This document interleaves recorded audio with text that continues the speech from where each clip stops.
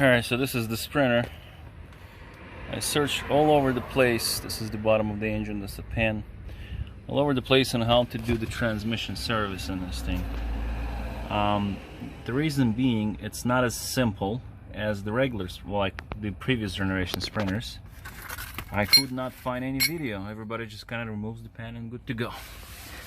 Well, let me show you what I got here. Alright, so now we're just laying down and facing the top, or facing the transmission. I did take the pan off. Okay, so the problem we're here is you would not, it's dripping, you would not be able to take this pan out of here because of this railing that's back there. It was right in where, see where these things are here now? That's where my railing was. See how it's dripping still? So I had to remove that railing. That dipped the transmission down like crazy, so I had to jack it back up. I tried to actually unbolted the pan before I removed the railing. That railing right there, it sits there. It's a couple bolts here. It's holding the middle of the transmission right over there. There's 4 bolts here. And there's a couple on that side. You can actually see the hole. See that right there? So there's 3 bolts, but usually you only use 2. 2 of these holes is this one and this one here. So that's transmission dripping right now, and the pan was right in here. So, and the other side was right over here. So you won't be able to pull it or do anything with it, even take the filter out, because it was just right on your way. So with this here being like this, I could probably jack it up a little higher to get better access to it. But that's the transmission. See, it's right here. 211, 01, 09, 08. 08, huh? Or it's 09, whatever. Yeah, the truck is 09. This is a Sprinter 2500. Facing it from the driver's side, from the left. I'm just looking at it right there now. Let me try to get a better shot for you. It's very tight in here. I got it up on the ramps. I thought maybe the ramps is a problem. I wasn't sure, but yeah, that's what it looks like. My jack, just jacked it up. First you drain the fluid like usual, and then you take this railing off. It's gonna squish your pan.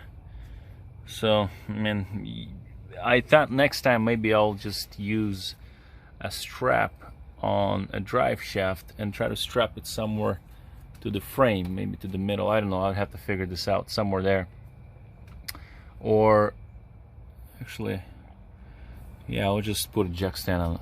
I'll put a jack stand on this thing next time, and this way it's not gonna drop down when I take it off. It's just gonna be hanging on this.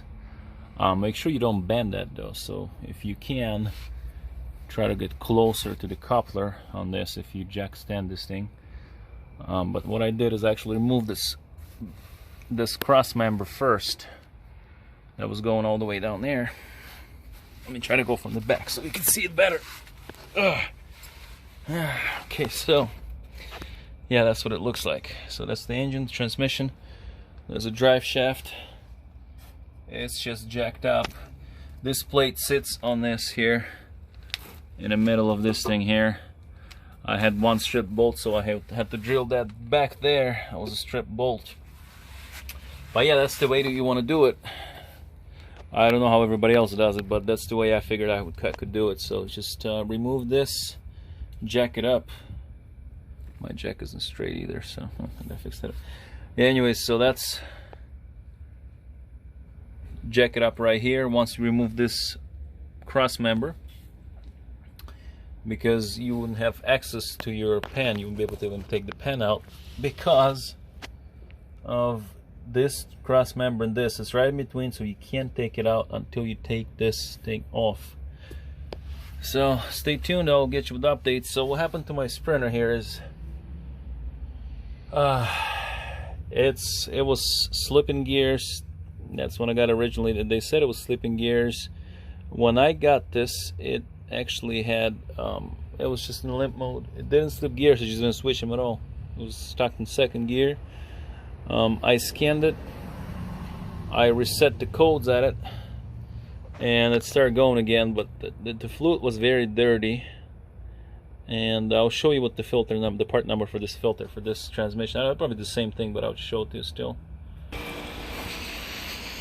Alright, so this is my pan. I'm just cleaning this up. See how much, and that's already cleaned. I mean, this is just some thick goo. It had some shavings in it. There's your part number for that filter. Mercedes A142770095. That's the filter that goes in there. It has a ring on it.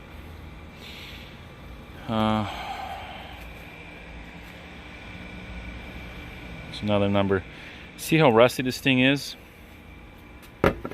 That's what kind of gets me on that. It's very rusty.